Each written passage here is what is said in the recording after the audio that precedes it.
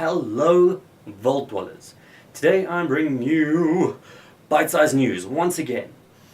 Now, the whole purpose of this is just to give you a recap of things that have happened in the last week that I found interesting. Hopefully you do too.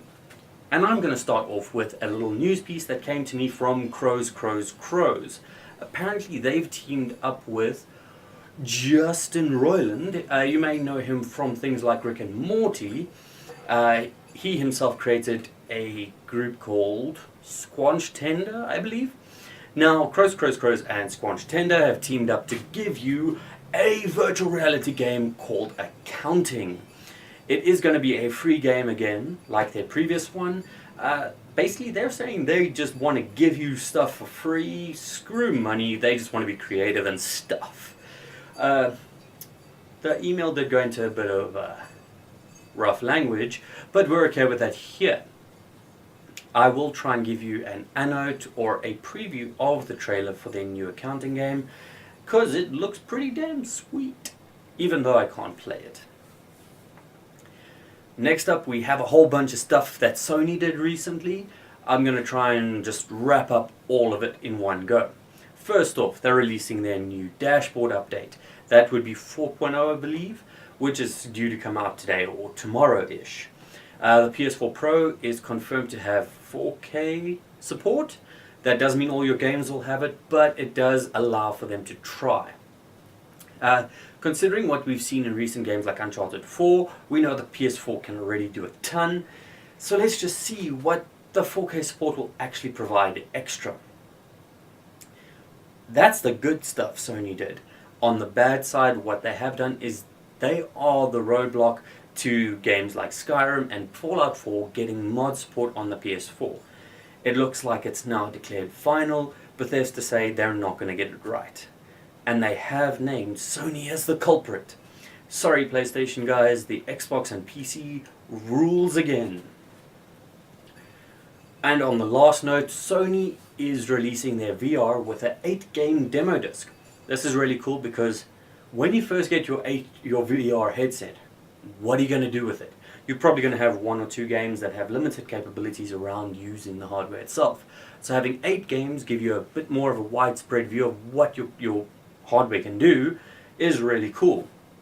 The other nice thing is you have 8 demos. You have 8 possible games that you might want to buy, and you get to try it yourself, not relying on other people to tell you what to think. I remembered something else is cool that Sony's done. They're planning on reviving the Vita. Whether they'll actually manage it is another story, but they have released a whole bunch of colored Vitas, because that's how you revive it. You just slap some paint on it. Hitman, 6 months ago, released with an episodic design. So you got one mission, and then you had to stop playing. Now, a lot of people criticized Hitman for this, but after 6 months, we now see that it has paid off for them. People have kept interest in the game for a lot longer. They've focused on getting those high scores, and they're still playing the game 6 months later. If you ask me, that's winning at making a game. And it also meant you buy one episode to see if you like it. We call that a demo, but a paid demo. So it's not really a demo. Now, we've got some bad news, people. Kingdom Hearts 3 was scheduled for this year, then got delayed. Now, then we were going to get Kingdom Hearts 2.8, because that's what Kingdom Hearts does. It just whacks a points number on their last release to give us kind of a recap on what's been happening. Now, that's also been delayed. Are we ever going to get this game? Are we? A little bit of Blizzard news. So, 10 years ago, roughly, World of Warcraft was launched. Its numbers were phenomenal. They dipped, they grew. They dipped, they grew. And now with the recent release of Legion, they grew once again. To the point that I await an hour to log into my server now. Thanks, Blizz. I owe you one. But because of that, it's really breathed new life into the game.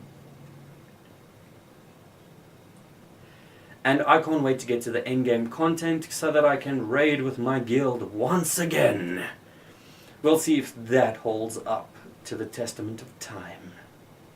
And on the other Blizzard front, Overwatch, creating a ton of news, got an update recently with Season 2 of competitive mode, and with that we also got a new map.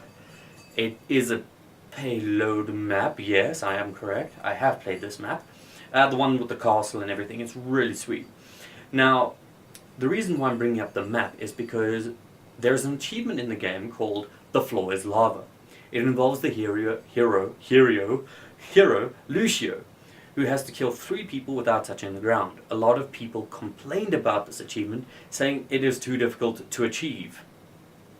That's why it's an achievement! And this one person decided to, I don't know, do the whole map without touching the ground. If I can find a video of it, I will post it up as well, because it is really cool that somebody decided to say, screw everybody, I do what I want. I do what I want. A little non-gaming news, Funimation and Crunchyroll have decided to team up. Now, in the past, there were some animes that you could only watch on one or the other because they had exclusive rights in specific countries. With the team up, they've decided to throw that out the window, both make money and give everybody as much anime as they can handle. This makes me very happy, but we have yet to see the implementation thereof, because that's the real key to it, how the consumers are going to feel it. I'm a consumer. Last but not least, we are expecting Pokemon Go to finally hit, Pokemon Go Plus, to finally hit sometime this week. And with it, we're probably going to get the official release in South Africa.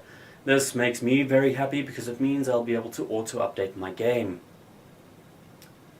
That is the end of this week's bite-sized news. I hope you enjoyed it. Please note, all news that I may say is from sites I've found. There are a lot of contradicting views, specifically around like the mod support on PS4, what the PS4 will support, the release date of Pokemon Go. All of these things have got contradicting news out there as well. I only give you my viewpoint on what is to be held. But for the rest of the time, you guys keep it real and play games. So remember, please give me a thumbs up if you liked it, thumbs down if you didn't, and if you can, why don't you hit subscribe now?